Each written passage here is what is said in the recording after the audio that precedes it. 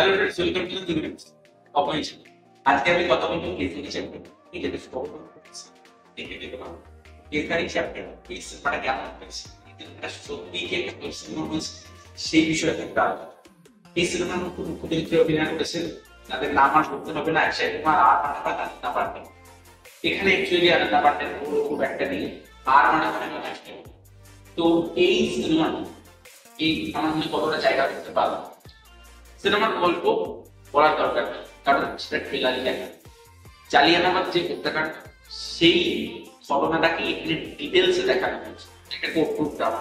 তবে হ্যাঁ, ফার্স্টলি বলি, যারা মনে করছো সিনেমাটা 2 ঘন্টা 15 মিনিট কোর্টরুমের উপর চলবে, একদমই সেটা না। সিনেমাটাতে কিন্তু ডিটেলসে দেখানো হয়েছে এবং এটা একটা কোর্টরুম ড্রামা বলা হচ্ছে, বাট অনেকেই বোর হতে পারো যে কোর্টরুম ড্রামা। একদমই এটা পুরো কোর্টরুম ড্রামা না, এটা বাট একটা অল্প সংখ্যক সিনে কোর্টরুম রয়েছে। এই কোর্টরুম সিনটাই যে তুমি অল্প সংখ্যক সিনে রয়েছে মেনলি এটা একটা। এবার আমি চলে আসি এই ছবি পোস্টিং নেগেটিভ। এই ছবি প্রথম পোস্টিং এখানে প্রত্যেকের যেরকম ভাবে এখানে অক্ষয় কুমার মাডাভান মাডাভান খান ভীষণ ফেভারিট একজন ভিলেন, যিনি শ্যাতার আগে করেছে।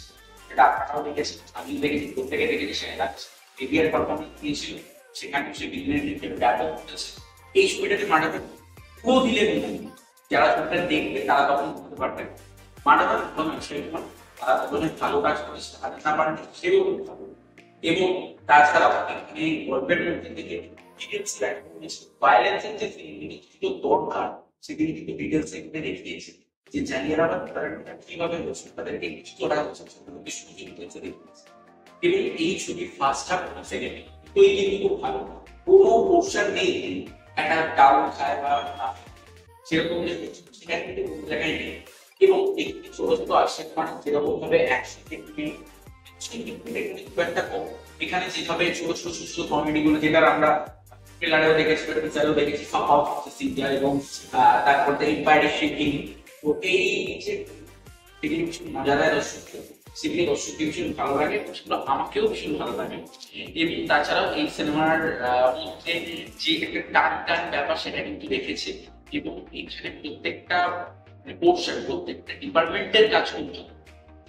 ক্যামেরা, মিউজিক, ব্যাকগ্রাউন্ড, প্রত্যেকটা ডিপার্টমেন্টের কাজ করে।